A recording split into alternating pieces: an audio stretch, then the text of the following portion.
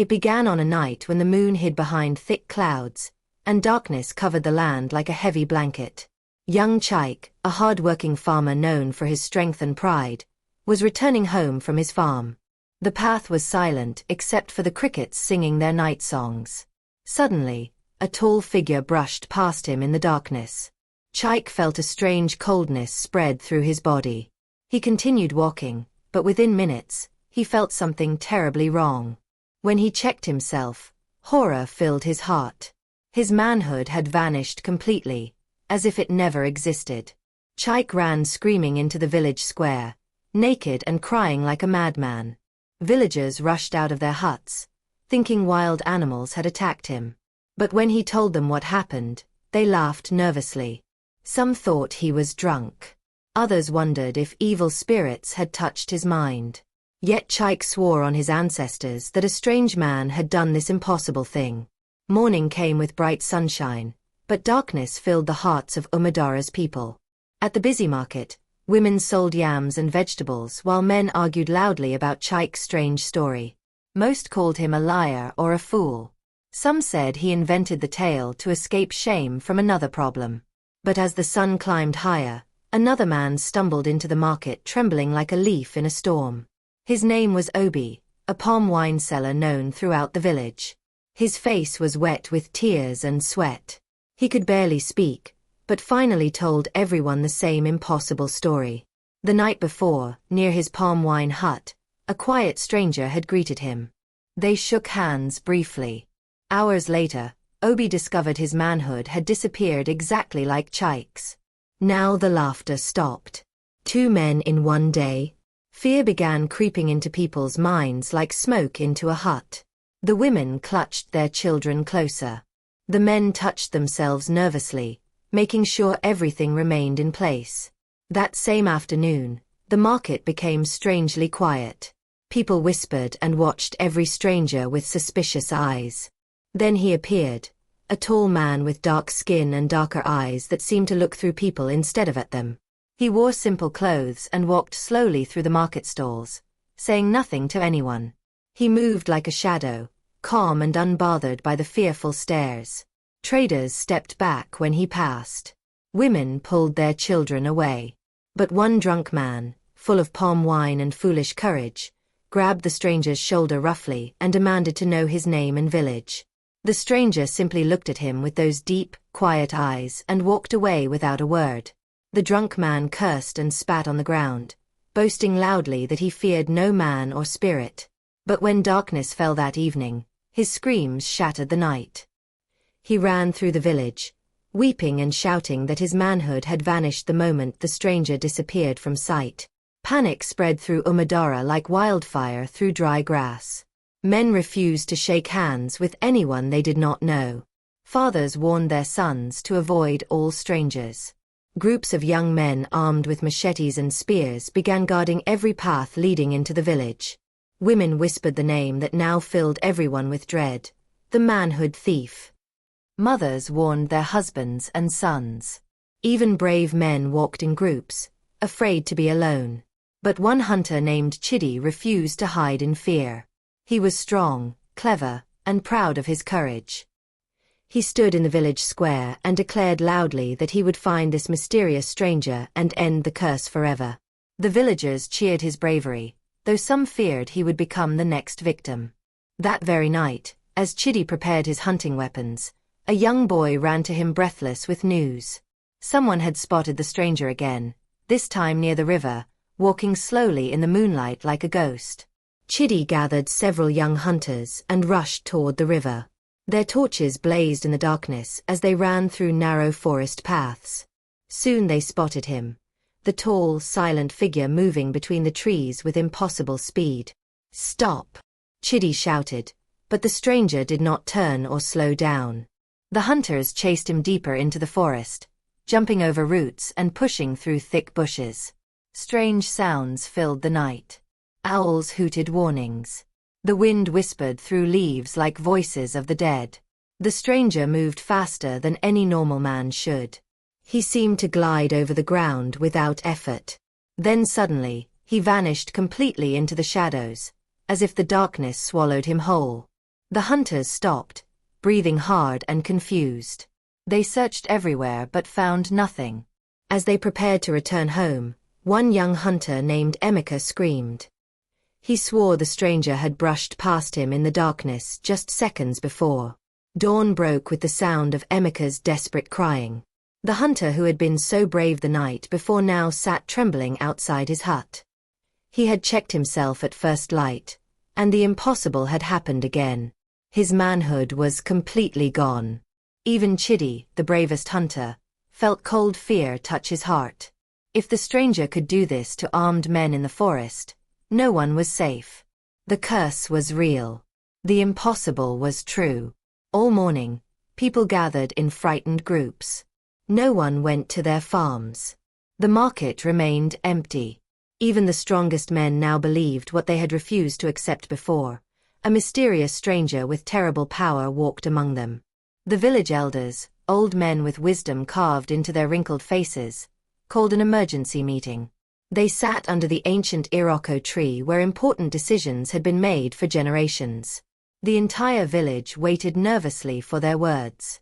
The eldest among the elders, a man named Ichi Okoye, spoke with a voice that trembled with age and worry. He warned everyone not to attack strangers without proof.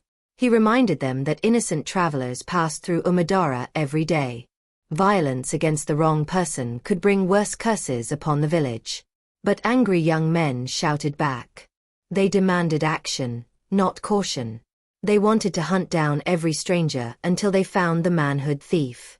Some suggested blocking all paths into the village. Others spoke of using powerful medicine men to fight spiritual forces. The arguments grew louder and more heated. Women cried. Children hid behind their mothers. Fear and anger mixed like poison in the air. Just as the meeting was falling apart, a tired traveler stumbled into the village. He carried news that made everyone freeze in shock. He came from a village 3 days' walk away, and he brought a story that matched their nightmare perfectly. The traveler, an old trader named Udoka, sat down heavily and accepted the water offered to him. When he caught his breath, he spoke words that made everyone's blood run cold. In his village, the same thing had happened. A mysterious stranger appeared, and men began losing their manhood one by one. 5 men fell victim before the stranger vanished. The village searched everywhere but never found him. Some believed he possessed dark magic. Others thought he was a spirit taking human form to punish the wicked. Did anyone catch him? Chidi asked urgently. Udoka shook his head slowly. They chased him many times. But he always escaped, moving faster than any man should. Some say he cannot be killed because he is not truly alive. The villagers looked at each other with growing despair. If another village failed to stop him, what hope did Umadara have? The stranger seemed impossible to catch and even more impossible to defeat. Days passed in tense silence. Then came the busiest market day of the month. Despite their fears, people needed to trade goods and buy supplies. The market filled with nervous crowds. Suddenly, without warning, the stranger appeared again. He walked calmly between the market stalls as if nothing was wrong. Women screamed. Men scattered like frightened chickens. Mothers grabbed their children and ran. In seconds, the crowded market became a chaos of running bodies and desperate shouts. In all the confusion, the stranger accidentally bumped into a wealthy trader named Obinna. This man was known throughout the region for his cruelty. He cheated poor farmers, bullied those weaker than himself, and treated women with disrespect. His wealth came from the suffering of others. Obinna cursed loudly and tried to strike the stranger with his walking stick. But the mysterious man simply walked away, disappearing into the panicking crowd before anyone could grab him. That night, Obinna's screams were the loudest the village had ever heard. The next morning, rage replaced fear in the hearts of Umadara's men. They gathered in the square, armed with weapons and burning with anger. They swore an oath on their ancestors that the stranger would be captured, alive or dead. Chidi organized the largest hunting group the village had ever seen. 20 strong men, all armed and determined. They would search every forest path, every abandoned hut, every hiding place within a day's walk from the village. But as they prepared to leave, an old woman approached Chidi quietly.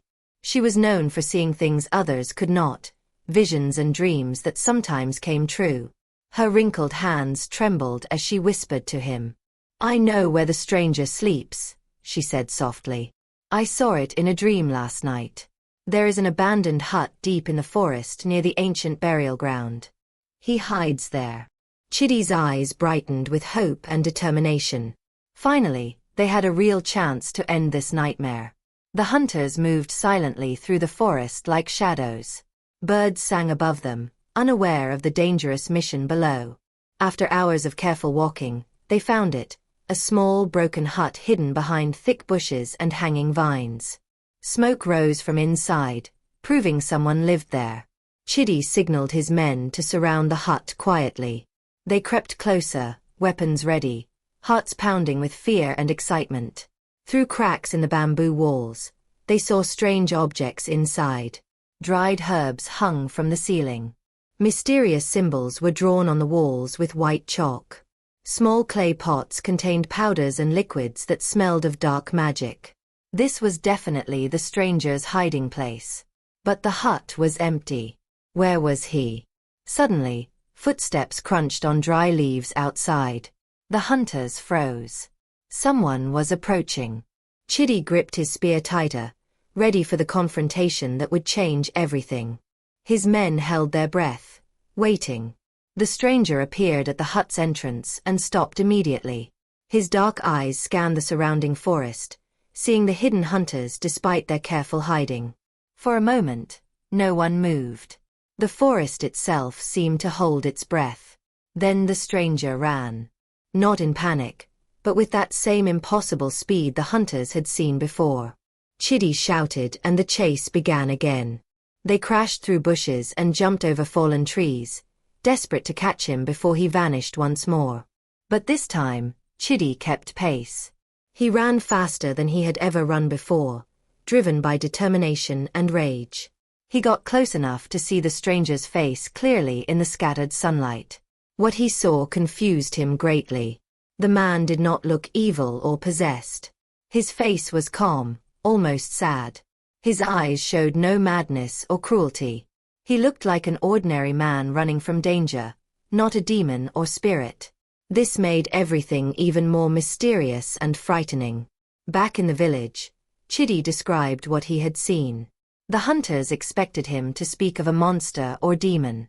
Instead, he told them the stranger looked completely normal, even peaceful. "How can an ordinary man possess such terrible power?" the elders asked, confused and worried. "Is he truly human, or something else wearing human skin?" Arguments erupted again. Some believed the stranger was a witch who could change his appearance. Others thought he might be innocent, cursed by someone else's evil magic. A few wondered if the victims themselves had done something wrong to deserve this punishment. But that very night, while the village still debated and argued, the impossible happened. The stranger walked boldly into the village square just as the sun was setting. He stood there calmly, surrounded by huts and shocked villagers, as if challenging them to face him. Women screamed and pulled children inside. Men grabbed weapons but hesitated, remembering what happened to those who touched him. Fear paralyzed them all. The stranger stood perfectly still in the fading light, waiting. His presence filled the square with thick tension. Slowly, people emerged from their huts, keeping their distance but unable to look away. Then Chidi stepped forward. His spear was raised, but his hands trembled slightly. He had chased this man through forests and had seen him vanish like smoke. But he refused to run anymore. His pride and duty demanded he stand firm. "Why do you curse our village?" Chidi demanded, his voice strong despite his fear. "What have we done to deserve this terror?" The stranger looked at him with those deep, sad eyes. "Come no closer," he said quietly. His voice was soft but carried a warning that made everyone's skin crawl. Chidi wanted to attack, to end this nightmare with his spear. But before he could move, another villager, aggressive young man named Ikenna, rushed forward from the side, trying to grab the stranger and prove his own bravery. The stranger moved with impossible speed. His hand touched Ikena's arm, just a light touch, lasting only a second. But everyone watching saw something unnatural happen. A dark shadow seemed to pass between them, like smoke or a spirit moving through the air. Ikena stumbled backward, his eyes wide with shock. He looked down at himself and his face turned pale as death. His mouth opened but no sound came out at first. Then the scream began, a terrible sound of horror and disbelief that echoed through the entire village. Within minutes, Ikena confirmed what everyone feared. The impossible had happened right before their eyes. The curse was real, visible, undeniable. But now they had seen it happen instantly. This was no trick or lie. The stranger truly possessed a terrifying power that could steal a man's manhood with a single touch. The witnesses stood frozen, unable to move or speak. Finally, they had proof. And that proof filled them with greater fear than any rumor ever could.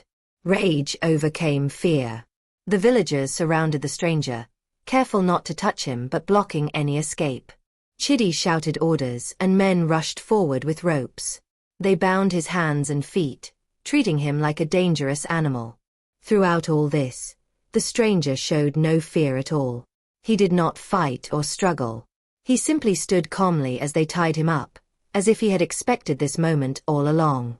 His peaceful acceptance somehow made him even more terrifying. They dragged him to the center of the village square and tied him to a thick post. People gathered around in a large circle, keeping their distance but demanding answers. Children peeked from behind their mothers. Even brave men kept several steps back. "Speak," Ichi Okoye commanded. "Tell us who you are and why you bring this curse upon us." But the stranger remained silent. Hours passed. The sun moved across the sky. Still he said nothing, his eyes staring at something far away that only he could see. Night fell and torches were lit around the square. The stranger sat tied to the post, surrounded by angry, frightened faces.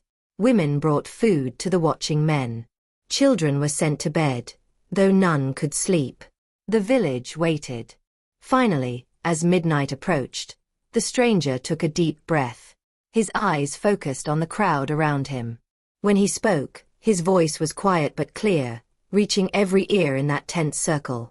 "You want answers," he began slowly. "You want to understand the impossible. Very well. I will tell you the truth, though it will not bring you the comfort you seek."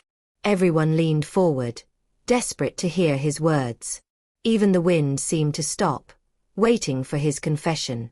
"I possess a power," he continued, his voice steady and sad. "A forbidden power given to me through a dark spiritual ritual many years ago. I did not ask for it. I did not want it.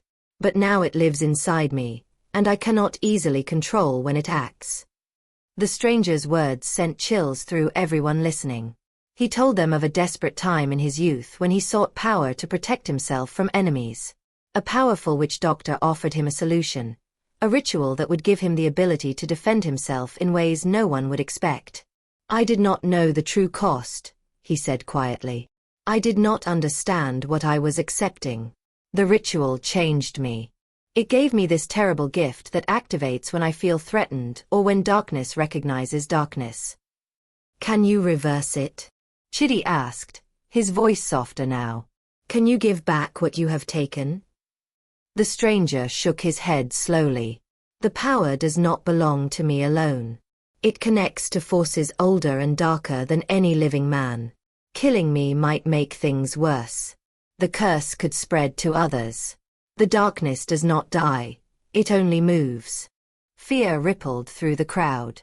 Some demanded his death anyway.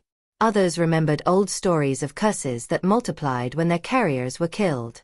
The elders huddled together, whispering urgently. For hours the elders debated while the stranger waited patiently. Some argued that evil must be destroyed no matter the cost. Others feared spiritual consequences that could doom the entire village. They consulted among themselves, remembering ancient laws and warnings passed down from their grandfathers. Finally, Ichi Okoye stood to announce their decision. But before he could speak, the stranger began laughing. Not the cruel laughter of a madman, but a sad knowing sound that made everyone uncomfortable. "You debate whether to kill me or spare me," he said, his laughter fading to a bitter smile. "But you do not ask the right questions. You do not wonder why I came to your village specifically. You do not question why certain men fell victim while others did not." Confused whispers spread through the crowd. What did he mean? Was there a pattern they had missed? Chidi thought back to all the victims: Chike, Obi, the drunk man, Emeka, Obinna, Ikenna. What connected them? The stranger's eyes swept across the gathered villagers, seeing things they tried to hide. "Your elders will banish me," he said calmly. "I know this already. But before I go, hear my warning clearly. Banishing me will not end your problems. Something darker than my power brought me to Umudara." "What darkness?" Ichi Okoye demanded. "Speak plainly." "The darkness in your own hearts," the stranger replied. "Greed, cruelty, injustice. These things call to powers like mine. They create pathways for curses to enter a place. I am not the disease. I am merely the symptom of something already rotting inside this village." Anger erupted. Men shouted denials. But some people fell quiet, thinking uncomfortable thoughts. The stranger's words planted seeds of doubt and shame that would grow in the days to come. Ichi Okoye raised his hand for silence. "Enough of your riddles and accusations. The elders have decided. You will be banished from Umudara forever. If you ever return, you will be killed immediately." The next morning, they untied the stranger and prepared to drive him from the village. Armed men surrounded him as he stood, rubbing his wrists where the ropes had cut into his skin. The entire village gathered to witness his departure. As the guards pushed him toward the path leading away from Umudara, the stranger turned to look at Chidi. Their eyes met, and something unspoken passed between them. The hunter felt a strange pull, as if the stranger knew things about him that no one else could see. The stranger moved closer, ignoring the spears pointed at him. He leaned toward Chidi and whispered words meant only for the hunter's ears. "Watch the men of this village closely. Watch how they treat the weak. Watch how they use their power. Then you will understand why I came." Chidi stepped back, confused and disturbed. What did this mysterious man know? What truth was he trying to reveal? Before Chidi could ask, the guards pulled the stranger away. The stranger's words burned in Chidi's mind like a hot coal. "Watch the men closely. Watch how they treat the weak." All day and into the night, these words repeated themselves in his thoughts. Unable to sleep, Chidi began thinking about each victim. Not about their loss, but about who they had been before the curse struck them. Slowly, uncomfortable truths emerged from his memory like bodies floating to the surface of dark water. Chike, the first victim. He beat his wife regularly and stole from his neighbors' farms. Obi, the palm wine seller. He watered down his wine to cheat customers and owed debts to half the village. The drunk man, known for harassing young girls and threatening anyone who challenged him. Obinna, the cruelest trader in the region, who had driven families into poverty with his greed. And Ikenna, who had rushed to attack the stranger. He had recently been accused of forcing himself on a young woman, though his family's wealth had silenced the accusations. Even Emeka, Chidi remembered now, had been caught stealing from the village's food storage during the last harvest. Chidi's hands trembled as understanding crashed over him like a terrible wave. Every single man touched by the curse had done something cruel, unjust, or evil. Not one innocent person had fallen victim to the stranger's power. But how was that possible? If the stranger could not control his curse, how did it know which men to strike? Unless he could control it more than he admitted. Or unless the curse itself was drawn to darkness in people's hearts, seeking out those who deserved punishment. The next morning, Chidi went to the elders with this revelation. At first they refused to listen, angry at the suggestion that their fellow villagers deserved such punishment. But as Chidi listed each victim's crimes, Silence fell over the meeting. Other villagers began speaking up, remembering things they had tried to forget. The shameful actions. The bullying. The cheating. The cruelty that everyone had witnessed but no one had punished. The stranger's final words echoed in everyone's minds. Every man I touched had secretly harmed others through greed, cruelty, or injustice. Shame spread through Umadara like a slow poison. People looked at each other differently now. The victims who had been pitted were now remembered for their sins. Families argued. Secrets were revealed. The village that had united against the mysterious stranger now turned inward, confronting the darkness it had always carried but never acknowledged. Some people defended the victims, saying no crime deserved such a curse. Others argued that the stranger had been an instrument of justice, punishing those the village had failed to stop. Arguments continued for days and weeks. But slowly, a change began. Men who had bullied others became quieter and kinder. Traders who had cheated customers started dealing honestly. Those who had harmed the weak now thought twice before raising their hands in anger. Fear of the curse had done what laws and elders could not. It had made people examine their own hearts. The victims themselves faced difficult choices. Some left the village in shame. Others stayed and tried to rebuild their lives differently, haunted by what they had lost but perhaps wiser for it. Months passed, and the mysterious stranger never returned. Some said he died in the forest. Others claimed he wandered to distant villages, bringing his dark gift wherever injustice thrived. A few believed he was never truly human at all, but a spirit sent to teach a terrible lesson. Chidi became a different kind of hunter after that night. He still tracked animals through the forest, but he also watched over the village's character, speaking up when he saw cruelty or greed taking root. The stranger's whispered words had changed him forever. He understood now what true manhood meant.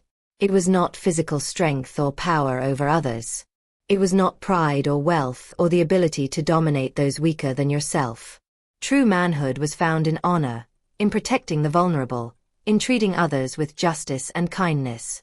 The village of Umadara never forgot the months when the mysterious stranger walked among them. Parents told the story to their children as both warning and lesson. And on quiet nights, when men felt tempted to use their power cruelly, they remembered what could be lost when darkness lives unchallenged in the human heart.